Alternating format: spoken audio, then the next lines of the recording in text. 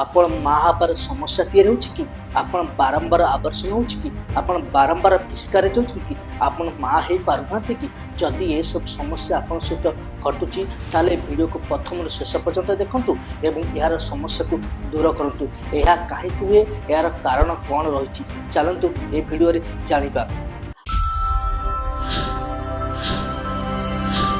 ଆଜିକାଲି ଅନେକ ମହିଳା ମା ହେବାର ସମସ୍ୟା ତିଆରି କରୁଛନ୍ତି। ଏହାର କେତେକ ମୁଖ୍ୟ କାରଣ ଆପଣଙ୍କ ଜୀବନଶୈଳୀ, ଡେଲି ଲାଇଫଷ୍ଟାଇଲ, ଆପଣଙ୍କ ପରିବେଶ ଏନଭାରମେଣ୍ଟ, ଆପଣଙ୍କର କେତେକ ମେଡିସିନ ଖାଇବା କାରଣରୁ ଏହା ମା ହେବାର ବହୁତ ସମସ୍ୟା ତିଆରି କରିଥାଏ। ଚାଲନ୍ତୁ ଜାଣିବା ଏହାର ପ୍ରଥମ କାରଣ କ'ଣ।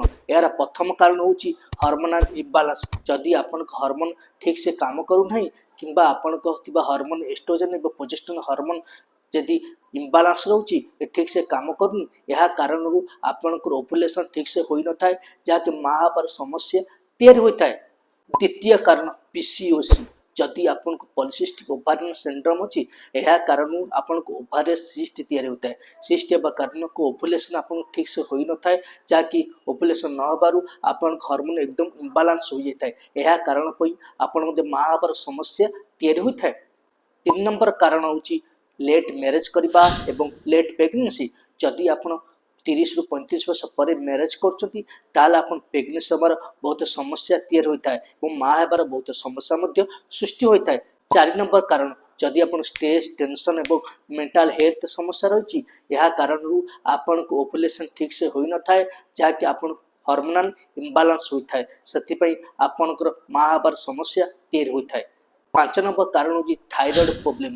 ଯଦି ଆପଣ ଥାଇରଏଡ ରୋଗ ହୋଇଛି ତାହେଲେ ମେନ୍ସୁରାଲ ସାଇକେଲ ପିରିୟଡ଼ ଡିଷ୍ଟର୍ବ ହୋଇଥାଏ, ଯାହାକି ମା ହେବାର ସମସ୍ୟା ତିଆରି ହୋଇଥାଏ। 6 ନମ୍ବର କାରଣ ଓବେସିଟି। ଯଦି ଆପଣ ମୋଟାପଣ ଅଛି, ମୋଟାପଣ କାରଣରୁ ଆପଣଙ୍କ ଓଭୁଲେସନ ହୋଇନଥାଏ। ଓଭୁଲେସନ ନ ହେବା କାରଣରୁ ଚର୍ବି ଜମି ଯାଇଥାଏ, ଚର୍ବି ତିଆରି ହୋଇଥାଏ। ଏହି ଚର୍ବି କାରଣରୁ ଆମ ଗର୍ଭଧାରଣ କଷ୍ଟକର ହୋଇପଡ଼େ। 7 ନମ୍ବର କାରଣ ହେଉଛି ଫାଲାପଏଣ୍ଟ ଟ୍ୟୁବ ବ୍ଲକେଜ। ଯଦି ଆପଣ ଫାଲାପଏଣ୍ଟ ଟ୍ୟୁବ ବ୍ଲକେଜ ଅଛି, ଏହା କାରଣରୁ ଆପଣ ଏଗ୍ ଏବଂ ସ୍ପର୍ମ ଦୁଇଟା ମିଟ୍ ହୋଇପାରନ୍ତି ନାହିଁ। ମିଟ୍ ନ ହେବା କାରଣରୁ ଆପଣ ମା ହୋଇପାରନ୍ତି ନାହିଁ। ସେଥିପାଇଁ ମା ହେବାର ସମସ୍ୟା ମଧ୍ୟ ତିଆରି ହୋଇଥାଏ। 8 ନମ୍ବର କାରଣ ପୋର ଲାଇଫଷ୍ଟାଇଲ। ଯଦି ଆପଣ ଖରାପ ଜୀବନଶୈଳୀ କରୁଛନ୍ତି, ଯଦି ଅନିୟମିତ ଖାଦ୍ୟ ଖାଉଛନ୍ତି, ଠିକ ଟାଇମରେ ଖାଦ୍ୟ ଖାଉନାହାନ୍ତି କିମ୍ବା ଆପଣ ଏକ୍ସରସାଇଜ ବ୍ୟାୟାମ କରୁନାହାନ୍ତି, ଧୂମପାନ ମଦ୍ୟପାନ କରୁଛନ୍ତି, ଲେଟ୍ ନାଇଟରେ ଶୋଉଛନ୍ତି, ମୋବାଇଲ ରାତିରେ ୟୁଜ୍ କରୁଛନ୍ତି, ଯଦି ଏସବୁ ଘଟଣା ଆପଣ କରୁଛନ୍ତି ତାହେଲେ ମା ହେବାର ସମସ୍ୟା ମଧ୍ୟ ଘଟିପାରେ। 8 ନମ୍ବର କାରଣ ହେଉଛି ଇନଫେକ୍ସନ। ଯଦି ଆପଣଙ୍କର ଗର୍ଭାଶୟ କିମ୍ବା ଓଭାରି କିମ୍ବା ୟୁଟ୍ରାଇନ ଟ୍ୟୁବ ଏଥିରେ ଯେବେ ଇନଫେକ୍ସନ ଦୀର୍ଘ ସମୟ ଧରି ଲାଗି ରହୁଛି ତାହେଲେ ମା ହେବାର ସମସ୍ୟା ମଧ୍ୟ ତିଆରି ହୋଇଥାଏ। 10 ନମ୍ବର କାରଣ ହେଉଛି ମେଲ ଫ୍ୟାକ୍ଟର।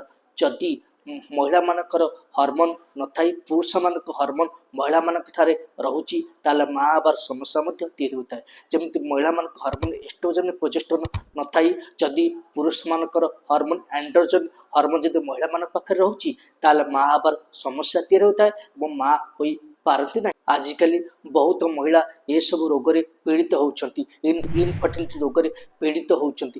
ଏହା ଆମକୁ ଭଲ କରିପାରିବେ ଯଦି ଆପଣ ସଠିକ ସମୟରେ ଏହାର ଟ୍ରିଟମେଣ୍ଟ କରୁଛନ୍ତି, ଠିକ ଡାୟଗ୍ନୋଷ୍ଟିକ୍ କରୁଛନ୍ତି, ଯଦି ଆପଣ ଲାଇଫଷ୍ଟାଇଲ ଠିକ ଚେଞ୍ଜ କରୁଛନ୍ତି, ପରିବର୍ତ୍ତନ କରୁଛନ୍ତି, ତାହେଲେ ଆପଣ ମା ହୋଇପାରିବେ। ଯଦି ଆପଣ ଠିକ ସମୟରେ ଖାଦ୍ୟପେୟ କରୁଛନ୍ତି, ଠିକ ଟାଇମରେ ଆପଣ ମ୍ୟାରେଜ କରୁଛନ୍ତି, ଯଦି ଆପଣ ଠିକ ଟାଇମରେ ଖାଦ୍ୟପେୟ କରୁଛନ୍ତି, ଏକ୍ସରସାଇଜ କରୁଛନ୍ତି, ମଦ୍ୟପାନ ଧୂମପାନକୁ ଆଭଏଡ୍ କରୁଛନ୍ତି ଏବଂ ଜଙ୍କ ଫୁଡ୍ ଖାଦ୍ୟକୁ ଆଭଏଡ୍ କରୁଛନ୍ତି, ଯଦି ଆପଣ ସୁସ୍ଥ ସବଳ ରହୁଛନ୍ତି, ହେଲ୍ଦି ଲାଇଫଷ୍ଟାଇଲ ମେଣ୍ଟେନ୍ କରୁଛନ୍ତି, ତାହେଲେ ଆପଣ ଭବିଷ୍ୟତରେ ମା ହୋଇପାରିବେ ଏବଂ ମା ହେବାର ସମ୍ଭାବନା ମଧ୍ୟ ରହିପାରିବେ। ଜୀବନଶୈଳୀ ଆଜିକାଲି ବହୁତ ଇମ୍ପୋର୍ଟାଣ୍ଟ ଫ୍ୟାକ୍ଟର ରୋଲ ପ୍ଲେ ରହୁଛି। ଯଦି ଏ ଭିଡ଼ିଓ ଆପଣଙ୍କୁ ଭଲ ଲାଗିଥାଏ, ଏ ଭିଡ଼ିଓକୁ ଲାଇକ୍ କରନ୍ତୁ, କମେଣ୍ଟ କରନ୍ତୁ ଏବଂ ସେୟାର କରନ୍ତୁ। ସବସ୍କ୍ରାଇବ କରିବା ପାଇଁ ଭୁଲନ୍ତୁ ନାହିଁ। ବେଲ୍ ଆଇକନ୍ ପ୍ରେସ୍ କରନ୍ତୁ। ଆପଣଙ୍କୁ ନୂତନ ଭିଡ଼ିଓ ଆପଣ ପାଖରେ ପହଞ୍ଚି ପାରିବ। ହେଲ୍ଥ ରିଲେଟେଡ୍ ଭିଡ଼ିଓ ପାଇଁ ଆପଣଙ୍କୁ ସ୍ୱାଗତ ରହୁଛି। ଧନ୍ୟବାଦ। ମୁଁ Bidyut Mallik, nursing officer, AC Cuttack.